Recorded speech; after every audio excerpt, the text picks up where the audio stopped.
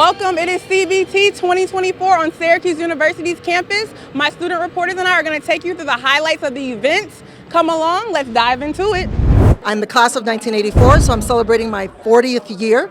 So it's wonderful to be here, to be able to reconnect with old friends. CBT 2024. Roommates. CBT weekend, obviously a lot of alums are coming back, a lot of alums from my chapter as well, so very excited to host them. Coming back together is a great opportunity, obviously, to see the POC community on campus. I love that this weekend is just bringing so many people of color back together.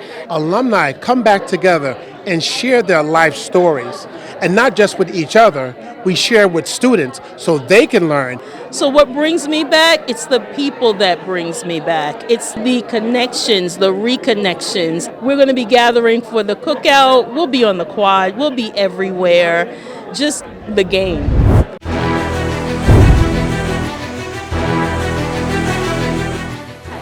What's up, Q's fans? I'm Nuriel Ogis here at the CBT Celebrity Basketball Game, and it is going down at the Dome tonight.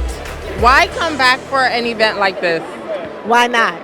It's an awesome opportunity to see alumni you haven't seen in many years, relive your college days, and just get to know some of the current students. So it's an opportunity I would not want to miss. For two reasons, it was important for my organization to be involved. One, because I'm an alum of this institution, but secondly, because I know Syracuse University and the focus on service, and so why not match two organizations that I care deeply about to stand and be in service to the Syracuse community.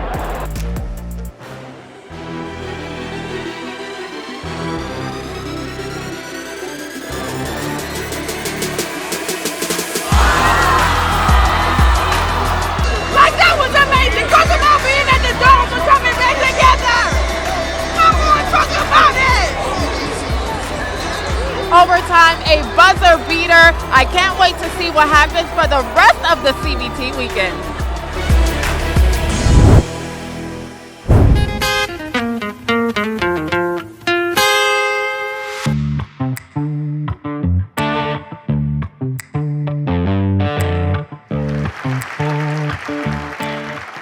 Hi, I'm Chimdi. It's day 2 of CBT. I'm at the Different World panel with special guest as alum, Bagwell, and the rest of the cast. What's the importance of you giving back to Syracuse University? That's what coming back together is all about. You come back to give back. You know, the fact that all of us have our roots in becoming adults here, all of our roots to what our careers have been and how we've established our values for life, they all have connections here to Syracuse. So to be able to come back and share not only with the people that you grew up with, but to be able to share with the current group of students that we had the benefit of being mentored by all those that came before us. And it's now our obligation to turn around and do the same thing. Just being a part of the community, understanding where creatives are, what they're doing, and trying to involve the students more in those opportunities as well. This CBT weekend is jumping. Alumni are here taking over the Shine Student Center. Workshops are going on, and we still have more to cover. Stay focused, stay prepared, and stay immersed. In the Shine, this is something that is totally amazing. It brings back memories of how we used to hang out here. In 1996, the Shine didn't look like this. That's right. The alumni are here and they're taking over Shine. I've been talking with them, networking, calling them, loving on them, going out with them. I'm so happy they're here, back for the SCU, coming back together in the SCU Shine. What is essential about you coming back to Newhouse? I think it's essential for me coming back to Newhouse during CBT is to pour back into the students that are currently here, whether they're undergrad or in the graduate program. So the crazy thing too is being back on campus. When I was here in like 89 to 93, it was only one Newhouse building. Now there's Newhouse 2, there's Newhouse 3. Kudos to everybody at Newhouse that are doing great things. And this is coming back together, held every 3 years. And of course, we come back together with a big homecoming.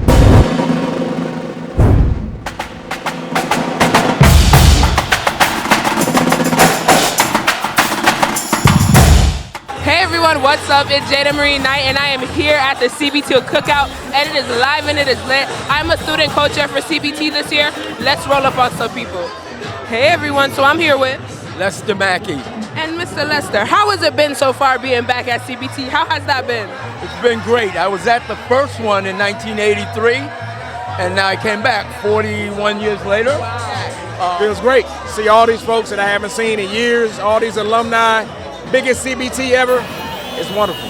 I come back because of my sorors of Delta Sigma Theta Sorority Incorporated, keep me connected to Syracuse University, and collectively we really make our efforts to make a mark and an impact, and we've done that through our scholarship, raising $1.1 million for an endowment.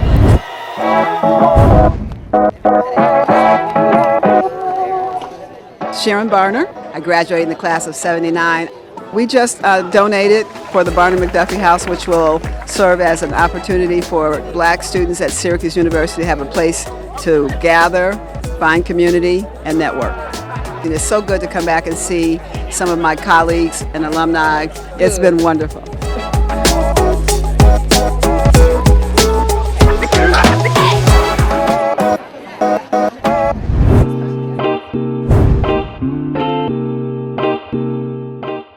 Seeing all of the Black excellence everywhere, especially in this Gordon Parks exhibition at the Art Museum, is phenomenal. And the fact that I'm able to just step away from the programming is inspiring and empowering for me.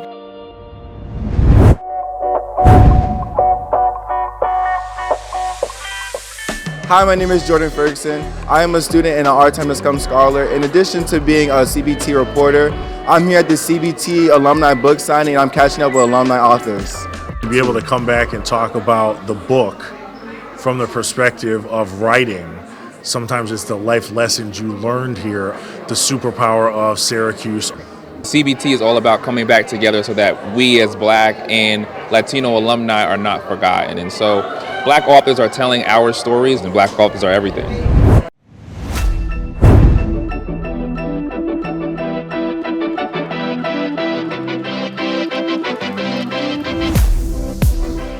CBT is a day and a nighttime full of events. Alumni have packed the Goldstein Auditorium for the comedy show this night.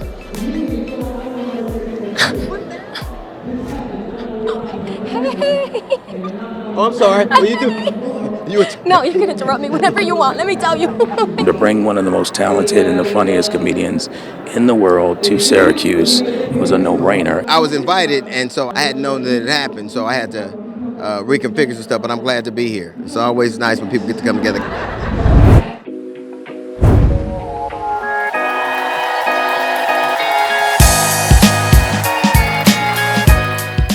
It's day 3 of CBT, and I'm here at CBT Live, which is a panel filled of Syracuse alumni entrepreneurs, where they're going to share their insights on how to grow a business and how to be a successful entrepreneur. I think the value of giving back to Syracuse is you produce a student like me. I'm from the Bronx, and I was able to get an opportunity to come to Syracuse on a scholarship, and that changed my life. Syracuse has been fundamental in my career. It's just as important to connect with those on your level and at your school as it is to try to meet with the presidents and the CEOs, because your peer community, they grow with you. Syracuse gave me a lot of my foundational skills, leadership, understanding, teamwork. So there were a lot of good behavioral practices that then manifest in my business day to day. So there's a lot of things that we can do to stay connected to the university. Shout out CBT 2024 at Syracuse University. Woo!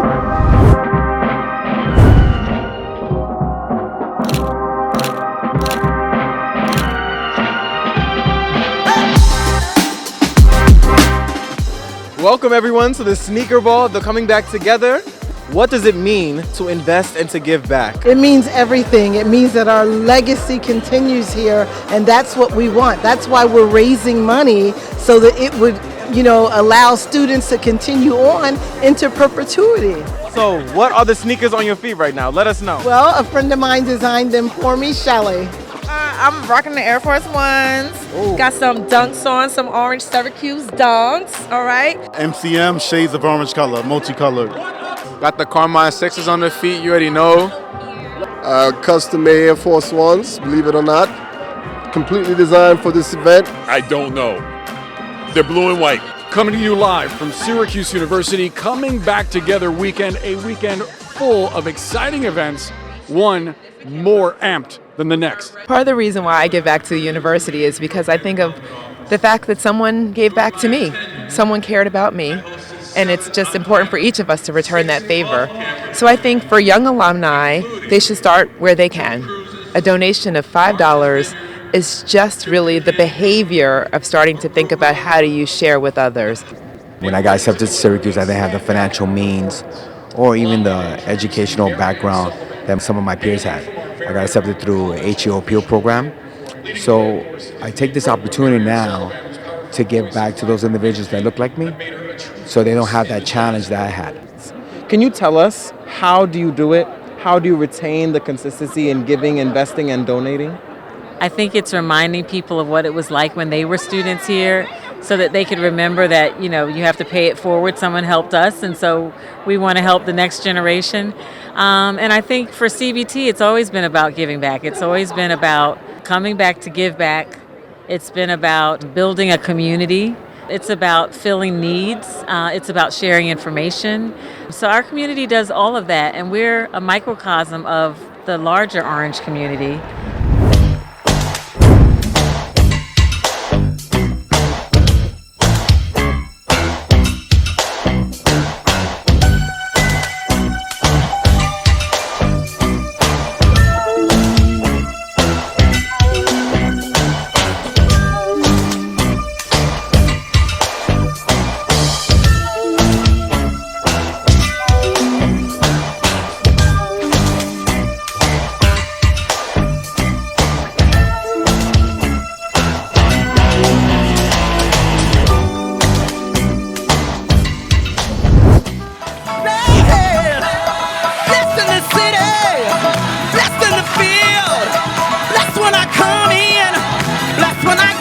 How special it is to host at Hendricks Chapel the closing event for CBT.